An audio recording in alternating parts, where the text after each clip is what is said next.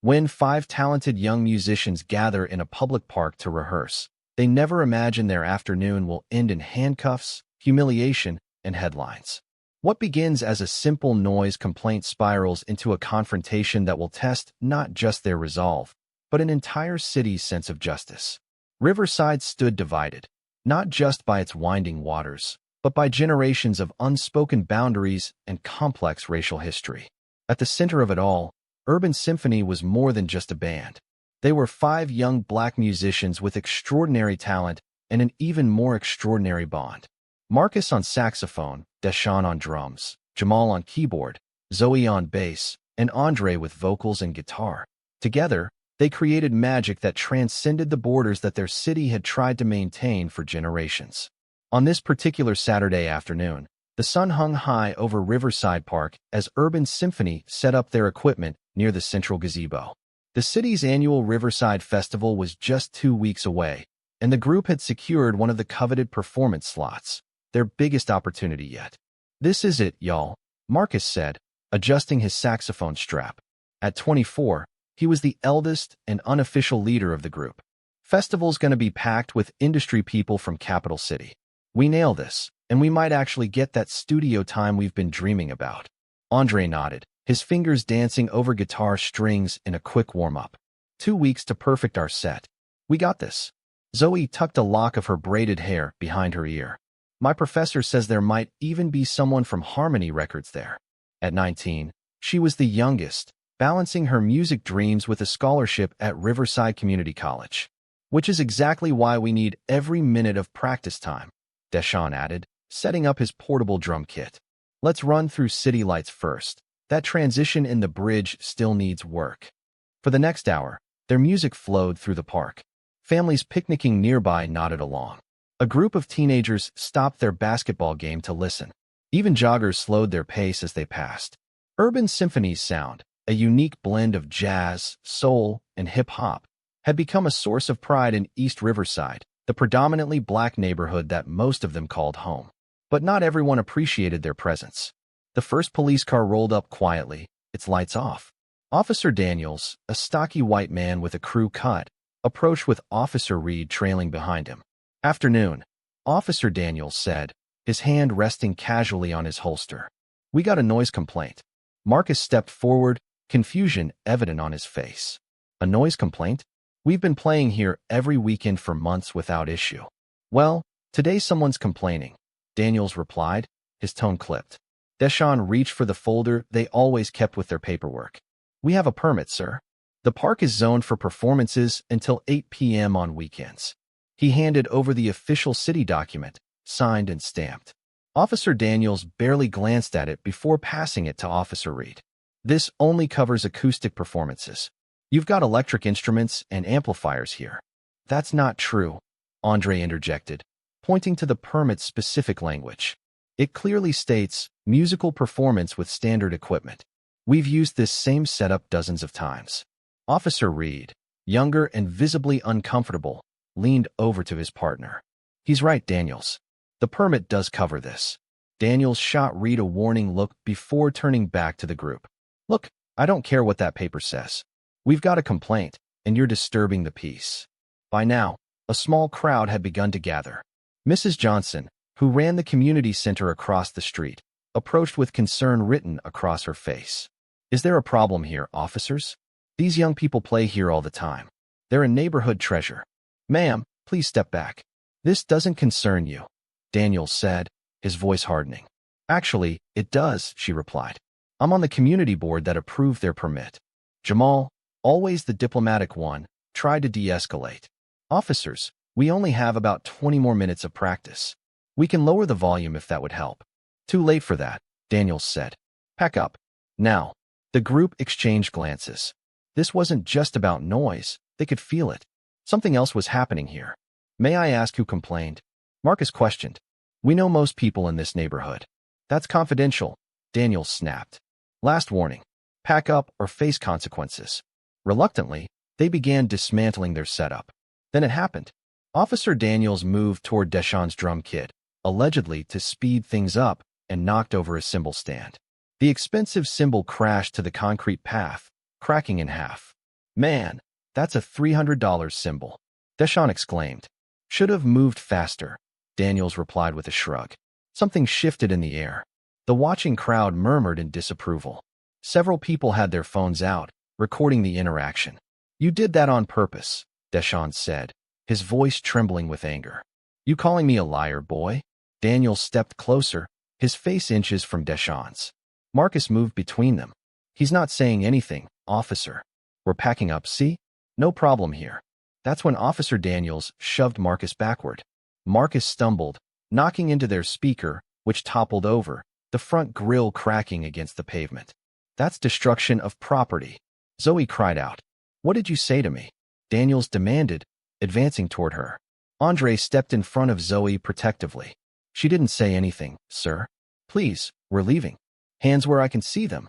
Daniels suddenly shouted, reaching for his handcuffs. All of you, hands up. Officer Reed looked alarmed. Daniels, they're complying. There's no need for. They're resisting. Daniels cut him off. Call for backup. Within minutes, 3 more patrol cars arrived. The escalation was swift and bewildering. Marcus and Deshawn, who had protested the most vocally, found themselves forced to the ground, handcuffed and charged with resisting arrest and disturbing the peace, despite having a valid permit. As the officers led them to separate patrol cars, the gathering crowd grew more vocal in their protests. They weren't doing anything wrong. This is harassment. I've got it all on video. Mrs. Johnson was already on her phone.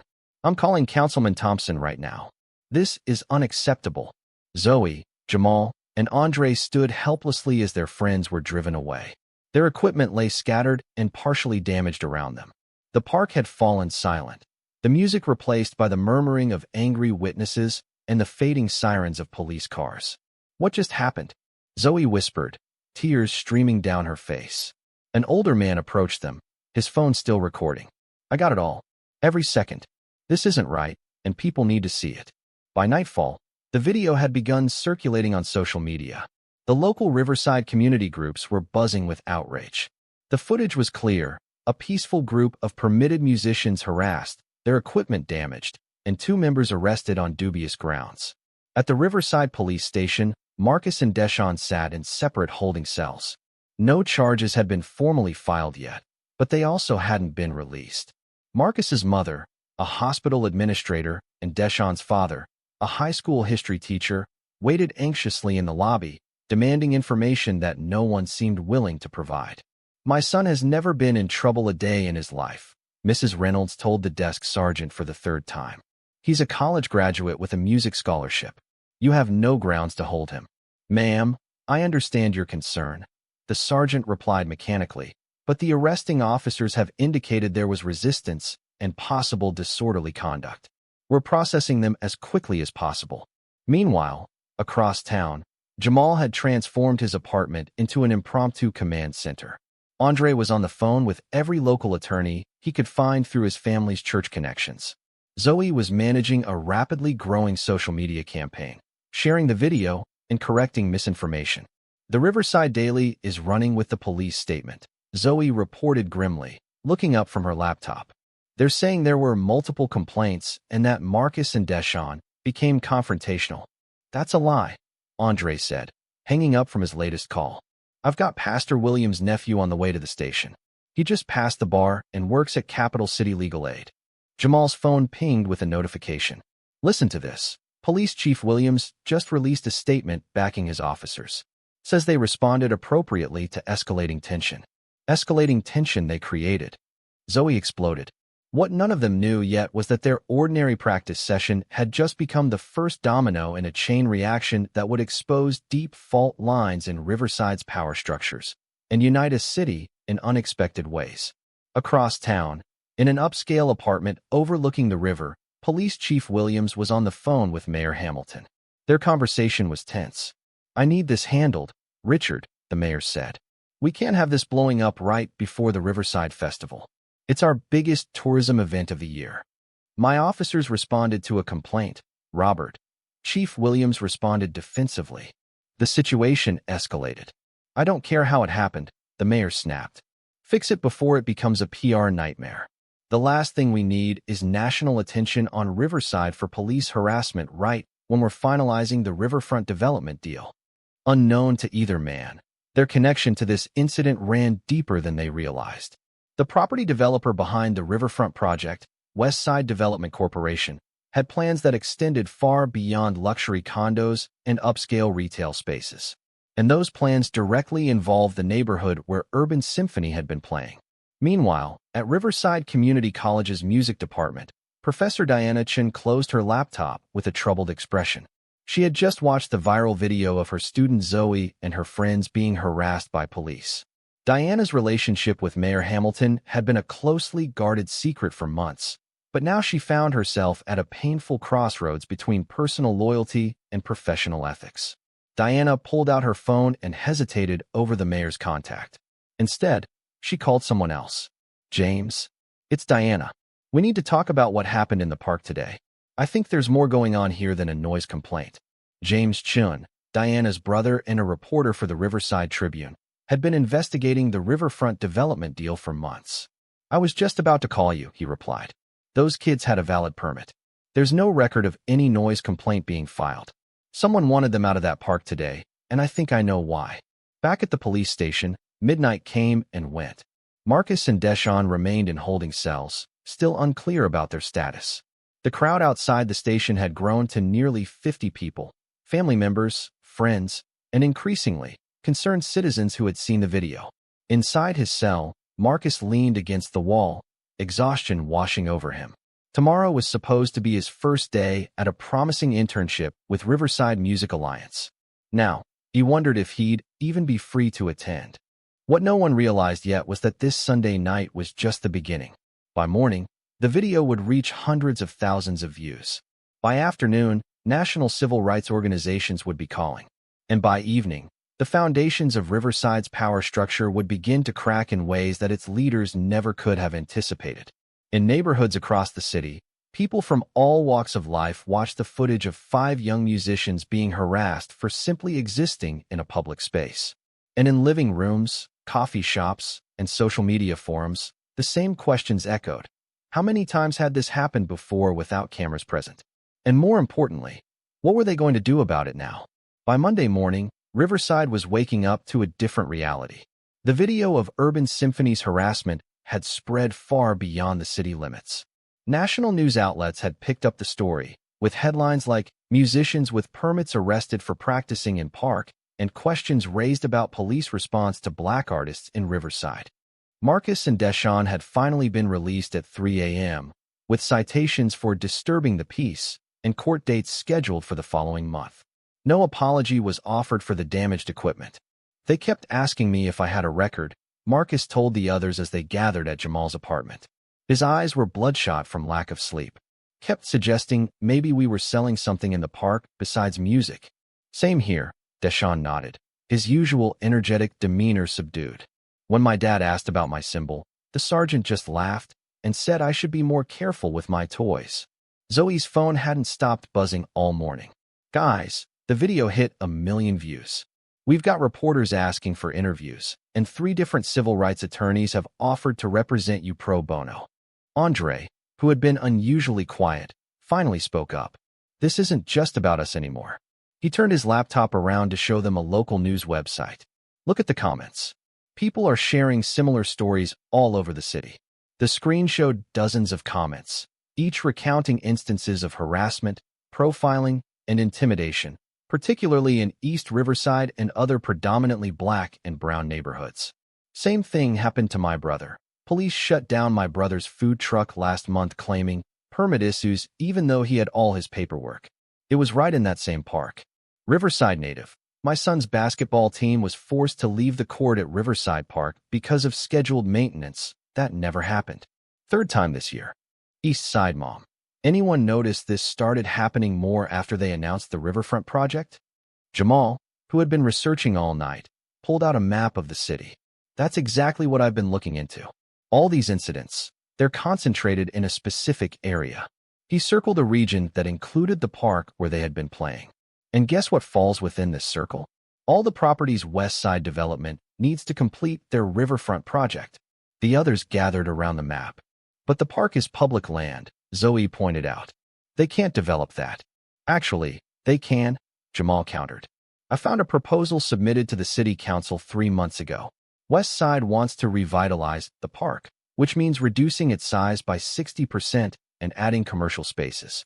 They're calling it Riverside Promenade. So what?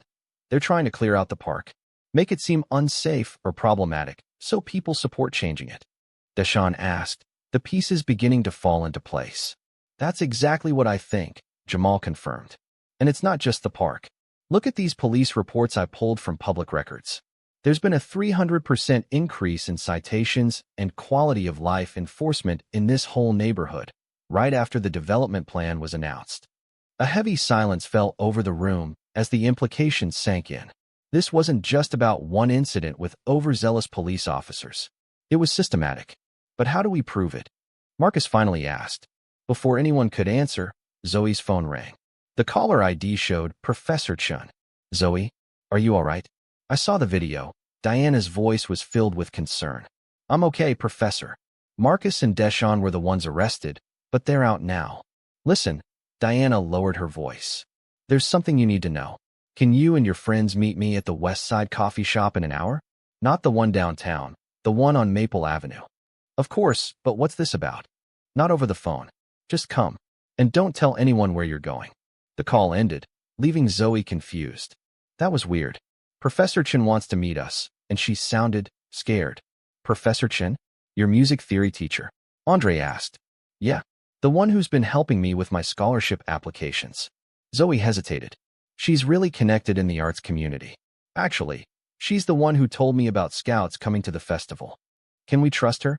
Deshawn asked bluntly. I think so, Zoe replied. She's always supported us. And right now, we need all the allies we can get. An hour later, the 5 members of Urban Symphony sat in a corner booth of the nearly empty coffee shop. Professor Chen arrived looking uncharacteristically disheveled, constantly glancing over her shoulder. Thank you for coming, she said, sliding into the booth. What I'm about to tell you could cost me my job, or worse. She pulled out her phone and showed them a photo. It was her and Mayor Hamilton at what appeared to be a private dinner. Robert, Mayor Hamilton, and I have been seeing each other for the past 8 months. It's been private because, well, complications with his divorce. The group exchanged uncomfortable glances, unsure where this was going. Last night, after your incident went viral, Robert called me. He was panicking about the bad publicity right before the festival and the riverfront development vote. But here's the thing, he let something slip. She leaned in closer. He said, Daniels wasn't supposed to arrest them, just clear them out. Wait, Marcus interrupted. The mayor knew about this beforehand? Diana nodded grimly.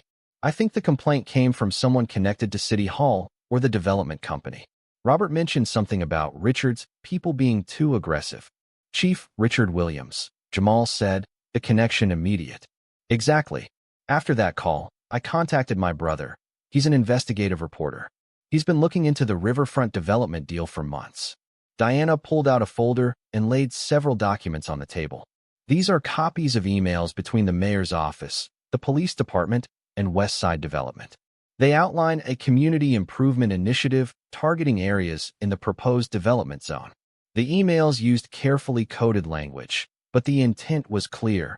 Increase police presence, enforce minor violations aggressively, and document quality of life issues that could later justify redevelopment. They're manufacturing a problem to sell their solution, Andre muttered, anger evident in his voice. There's more, Diana continued. The final approval for the riverfront project depends on showing community support. There's a critical city council vote next week. If enough residents oppose it, some council members might vote against it. That's why they're rushing to clear out visible community activities that show the current parks and spaces are valued and used. Like a group of young musicians who draw crowds at the park, Deshawn said, the realization hitting him. Precisely. Your presence there, the community gathering around you. It contradicts the narrative they're trying to build about that area needing revitalization. Zoe stared at her professor. Why are you telling us this? You're dating the mayor. Diana's expression hardened. Because what they're doing is wrong. And because, she hesitated. My family lost our home to a similar development project when I was your age. I won't be complicit in doing that to another community. As they left the coffee shop, The implications of what they'd learned weighed heavily on them. This wasn't just about one incident anymore. It was about the future of their community. "We need to go public with this," Marcus said as they walked back to their cars. "We need proof first," Jamal cautioned. "Solid proof that can't be denied." "I might know how to get it," Andre said quietly. The others turned to him in surprise. Officer Reed, the younger cop who seemed uncomfortable with what was happening. "He went to my church when we were kids. We were in youth group together. Do you think he'd talk to us?" Zoe asked. "I don't know, but it's worth trying." By that evening, news of a protest gathering momentum had reached City Hall. Mayor Hamilton paced his office while Chief Williams sat stone-faced in a leather chair. "This is exactly what I told you not to let happen," the mayor snapped. "Now we've got calls from CNN and MSNBC. There's talk of a demonstration at the police station tomorrow. My officers responded to a complaint," Williams repeated stubbornly. "Daniels may have been overzealous, but—" "Overzealous?" Hamilton cut him off. "He created a public relations disaster. And now I'm hearing rumors that someone's leaking information about our arrangement with Westside." The chief's expression darkened. "What kind of information?" "The enforcement strategy. The targeted patrols." "Someone's talking, Richard." "I'll handle it," Williams said coldly. "In the meantime, we should consider a gesture of goodwill. Drop the charges against those kids. Issue a statement about reviewing procedures." The mayor nodded slowly. "Fine. Make it happen.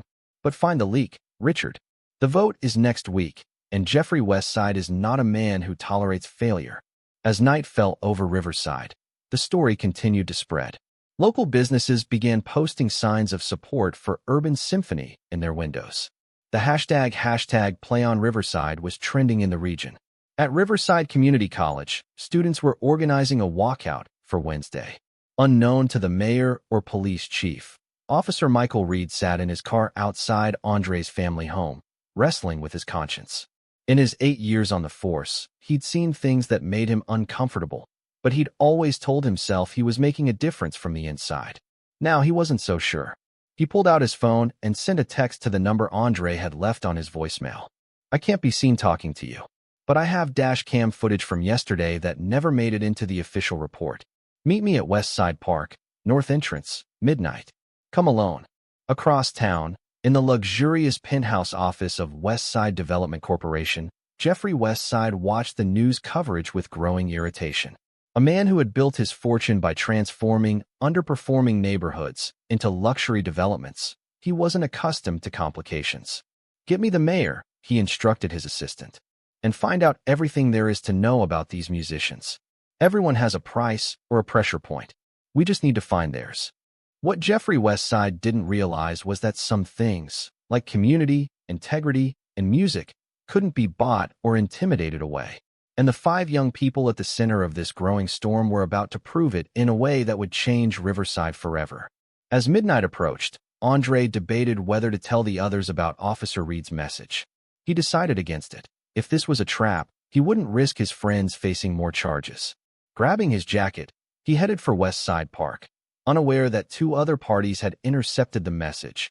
Jamal, who had installed a tracking app on all their phones after the arrests, and someone within the police department who was monitoring Reed's communications. The stage was set for a confrontation that would blow the lid off Riverside's corrupt power structure and reveal allies in the most unexpected places. Westside Park at midnight was eerily silent, the playground equipment casting long shadows under the moonlight. Andre arrived 10 minutes early, his heart pounding as he scanned the empty park. He'd chosen a bench near the north entrance with clear sight lines in all directions. No place for an ambush. At exactly midnight, headlights approached slowly. A sedan parked across the street, its lights switching off. Andre tensed as Officer Reed emerged, not in uniform, but in civilian clothes, clutching a small bag. "You came alone?" Reed asked, his voice barely above a whisper. "Yes," Andre lied, knowing Jamal was tracking his location and had probably followed him. It was their emergency protocol since the arrests. Reed sat down, leaving space between them. "What happened yesterday wasn't right," he began, his voice strained. "I joined the force to help people, not to push them around. Especially not kids with permits, just making music." "Then why not stop it?" Andre asked, unable to keep the edge from his voice. Reed's shoulders slumped. "You don't understand how it works. Daniels is protected. He's the chief's guy. Anyone who crosses him finds themselves responding to domestic disputes in the worst parts of town at 3 a.m. So you just go along with it? No. Reed pulled a flash drive from his pocket. That's why I'm here. This has the dash cam footage from yesterday. The official report says the cameras malfunctioned, but I downloaded it before they could wipe it. It shows everything. Daniels instigating, damaging your equipment, the works. He handed it to Andre. There's more. Text messages between Daniels and a Lieutenant Harper discussing priority enforcement zones and making examples. They're targeting specific areas, all in the development footprint. Andre took the drive, his anger softening slightly. Why now? Why help us? Reed looked away. My grandfather was a musician, jazz pianist. Back in the 60s, he got arrested for playing in a white club. The charges were bogus, but it ruined his career. He finally met Andre's eyes. I became a cop thinking I could prevent that kind of thing. Instead, I've been watching it happen all over again. A twig snapped in the distance. Reed tensed. I need to go, but there's one more thing you should know. Tuesday nights, Mayor Hamilton meets with Jeffrey Westside and Chief Williams at the Riverside Club. Private room. They've been doing it for months, always off the books. Tomorrow night, they're discussing containment strategies for the protests. Before Andre could respond, Reed's radio crackled to life. All units, we have reports of suspicious activity at West Side Park, north entrance. They're on to us, Reed hissed, standing quickly. I was followed. Get out of here. Use a different exit. Andre didn't need to be told twice. As Reed hurried back to his car, Andre slipped into the shadows of the park's tree line. Behind him, he could see patrol car lights approaching in the distance. As he navigated through the darkness, a hand suddenly grabbed his arm. Andre nearly shouted before recognizing Jamal's face. What the? Andre began. Chill. Follow me. I've got the car on the south side. As they hurried through the park, Andre clutched the flash drive like a lifeline. Reed came through. We've got everything. Proof of the harassment, the targeted enforcement, all of it. Good, because we're going to need it, Jamal replied grimly. While you were meeting Reed, Zoe called. Someone broke into her apartment and took her laptop. What? Is she okay? She's fine, she wasn't home. But they knew exactly what they were looking for. The laptop had all our research on the development plan and the enforcement patterns. This is getting dangerous, Andre said as they reached Jamal's car. These people won't stop at intimidation. That's exactly why we can't back down, Jamal responded, starting the engine. If they're willing to go this far over some music in a park, imagine what they're doing to people without anyone watching. By morning, news of the break-in at Zoe's apartment had spread through their supporters. What West Side Development didn't anticipate was how it would transform simmering outrage into determined action. The intimidation tactic backfired spectacularly. By noon Tuesday, over 200 students had walked out of Riverside Community College, marching directly to City Hall with signs reading, "Music is not a crime." And whose parks? Our parks. Local businesses closed in solidarity, their windows displaying Urban Symphony's logo, a simple treble clef surrounded by a cityscape, designed by a supporter overnight and already printed on hundreds of t-shirts. The 5 musicians watched in awe as the movement grew beyond anything they could have imagined. News vans from national networks lined the streets. Social media buzzed with hashtag Justice for Urban Symphony and hashtag Play on Riverside posts. Even some local police officers were quietly expressing concerns about the department's handling of the situation. We need to be smart about this, Marcus told the others as they gathered in the back room of Harmony Records, a local music shop that had offered them safe space. We've got the flash drive, but we need to make sure the footage gets out no matter what happens. I've made copies, Jamal confirmed. One's with my cousin at Capital City University, another with Professor Chen's brother at the Tribune. Speaking of Professor Chen, Zoe interjected. She just texted. The mayor's freaking out. He's called an emergency meeting with Westside and the police chief tonight. Deshawn, who had been unusually quiet, finally spoke up. I think it's time we go big. Really big. He pulled out his phone, showing them a message. Remember that video Mrs. Johnson took of our arrest? Her nephew works for National Urban Network. They want to do a live interview, tonight at 7 p.m. Prime time. The others stared at him. All of us? Andre asked. All of us. And they're offering to play the dash cam footage during the broadcast. Across town, in the mayor's office, the atmosphere was tense. Chief Williams paced while Mayor Hamilton shouted into his phone. "I don't care how you do it, Jeffrey. Your people promised to handle this discreetly. Now I've got protesters on my doorstep and national media crawling all over my city." On the other end, Jeffrey Westside remained cold. "You're the mayor, Robert. Control your city. That's what we pay you for." "Pay me." Hamilton's face flushed. "Watch what you say on the phone." "Oh, now you're concerned about propriety?" Westside laughed humorlessly. "Handle the situation. Get your police chief to do his job. The council votes on our proposal in 5 days, and I expect it to pass. Are we clear?" The line went dead. Mayor Hamilton slammed the phone down, turning to Chief Williams. "Tell me you've contained Officer Reed." "He's been suspended pending investigation," Williams reported. "We're calling it an internal matter, unauthorized removal of department property." "And the dashcam footage?" "If he took it, we don't know where it is. But it's his word against Daniels, and Daniels has a spotless record." A knock at the door interrupted them. The mayor's assistant entered, her expression anxious. "Sir, you need to see this." She handed him a tablet displaying a social media announcement. "Tonight, exclusive interview with Urban Symphony members on National Urban Network. Plus, never-before-seen footage of police harassment. 7 p.m. Eastern Standard Time." Mayor Hamilton's face went pale. "Get Daniels in here." Now, as evening approached, the 5 members of Urban Symphony prepared for their national television debut. They gathered at Marcus's family home, where network producers had set up for a remote interview. "Remember, stick to the facts," Marcus advised the group. "This isn't just about us anymore. It's about everyone in East Riverside and all the communities facing the same kind of discrimination and displacement." "And if they ask about the development plan?" Zoe questioned. "We tell the truth," Andre said firmly. "We show the evidence of targeted harassment and let people draw their own conclusions." At 6:30 p.m., as they prepared for the broadcast, an unexpected visitor arrived. Officer Michael Reed, still in his uniform despite his suspension. "I shouldn't be here," he said as Marcus's mother reluctantly let him in. "But you need to know, they're planning to discredit you. Daniels and the chief are going to claim you had drugs in the park that day. That's why they approached you. They've got a witness ready to back them up." "That's a complete lie," Deshawn exclaimed. "I know, but they're desperate." Reed looked at each of them. "I've given my official statement to Internal Affairs. I'm probably done as a cop, but I couldn't live with myself if I stayed silent." As Reed departed, another surprise visitor arrived, Jeffrey Westside himself, accompanied by his lawyer. "I'd like a word with you all before your interview," he said smoothly, his expensive suit and confident demeanor designed to intimidate. "Whatever you have to say, you can say in front of everyone," Marcus replied, gesturing to his family and the producers. Westside smiled thinly. "Very well. I'm here to offer you a deal. Westside Development is prepared to establish a $500,000 music scholarship fund in your name. We'll also provide you with studio time at Capitol Records, which, coincidentally, we own a stake in." The room fell silent.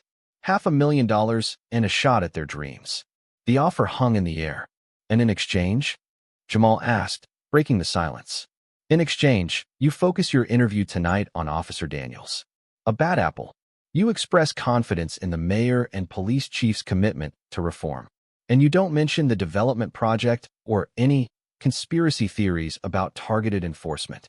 The 5 musicians exchanged glances, a wordless communication born of years playing together. Finally, Andre spoke. "Mr. Westside, do you know why we call ourselves Urban Symphony?" Westside blinked, caught off guard by the question. "I assume it's a music reference." "It's because we believe a city is like an orchestra. Every neighborhood, every community, every voice matters to create the whole. Take away one section, silence one voice, and the entire piece suffers." Andre stood taller. "We won't be silenced. Not for $500,000, not for a record deal, not for anything." Westside's friendly facade vanished. "You're making a mistake. This could have been a win-win." He turned to leave, adding coldly, "Don't expect any further offers." At 7 p.m. sharp, National Urban Network went live with the interview. The 5 musicians appeared composed and articulate as they recounted Sunday's events. When the dash cam footage played, showing Officer Daniels deliberately damaging their equipment and escalating the situation, social media exploded with outrage. But the true bombshell came when the host asked about potential motives. "We've discovered a pattern," Jamal explained, displaying the map of targeted enforcement zones. "These incidents aren't random. They align perfectly with areas slated for redevelopment under this proposal." The screen showed the Riverside promenade plans. "Our research suggests city officials, including Mayor Hamilton and Police Chief Williams, have been working with West Side Development to systematically push people out of these neighborhoods." The host looked stunned. "That's a serious allegation. Do you have evidence of this coordination?" "We do," Zoe confirmed. She held up a flash drive. "This contains text messages between police officials discussing priority enforcement zones and making examples of people in the development areas. It also has records of regular off-the-books meetings between Mayor Hamilton, Chief Williams, and Jeffrey Westside." The interview concluded with a surprise: a collage of video testimonials from dozens of Riverside residents sharing similar experiences of harassment and intimidation in the targeted neighborhoods. "This isn't just our story," Marcus concluded. "It's Riverside's story, and we believe our city deserves better." By the interview's end, hundreds of people had gathered outside City Hall in spontaneous protest. The crowd included faces from every neighborhood in Riverside: Black, white, Latino, Asian, young, old, wealthy, working class, all united in their outrage at the corruption exposed. The following morning brought a flurry of developments. The FBI announced an investigation into potential civil rights violations and corruption. The city council called an emergency session. Officer Daniels was placed on administrative leave. And perhaps most surprisingly, 3 police officers, led by Officer Reed, held a press conference supporting Urban Symphony's account and calling for department-wide reform. By afternoon, Mayor Hamilton announced he would take a leave of absence to address these troubling allegations. Chief Williams submitted his resignation shortly after. The city council unanimously voted to table the Riverside Promenade proposal pending a complete review and community input process. But the most powerful moment came at sunset, when hundreds of musicians from across the city gathered in Riverside Park. Professional symphony players sat alongside amateur guitarists, church choir members, school band students, and hip-hop artists, a true urban symphony representing every corner of the community. As the 5 young people who had started it all took center stage, Marcus addressed the crowd. "A week ago, we were told we didn't belong in this park. Today, we know differently." He paused, looking out at the sea of faces. "This park belongs to all of us. This city belongs to all of us. And when we play together, when we stand together, there's nothing we can't accomplish." With that, Urban Symphony began to play their newest composition, Riverside Rising, while hundreds of voices and instruments gradually joined in. A powerful, improvised harmony that echoed across the water and throughout the city.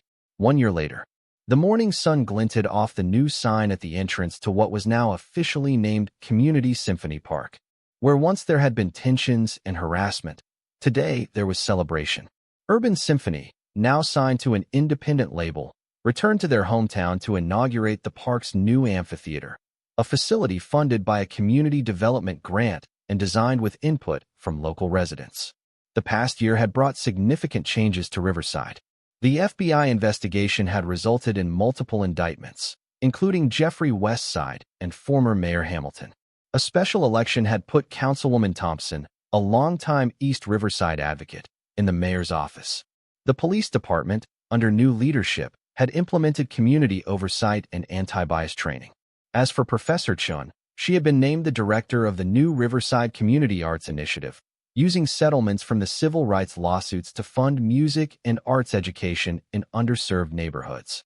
The 5 musicians took their places on the new stage, looking out at a crowd that included many who had stood with them in those first difficult days.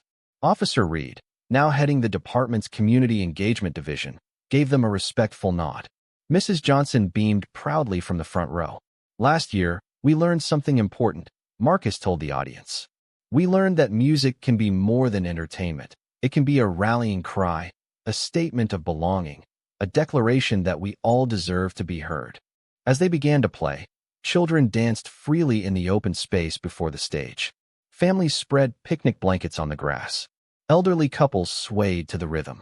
This was the true vision of a public park, a place where everyone belonged, where community thrived, where an urban symphony of diverse voices created something more beautiful together than any could create alone. And as their music soared over the revitalized neighborhood, the lesson echoed clear. When injustice tries to silence even one voice, the greatest response is for an entire community to raise theirs in harmony.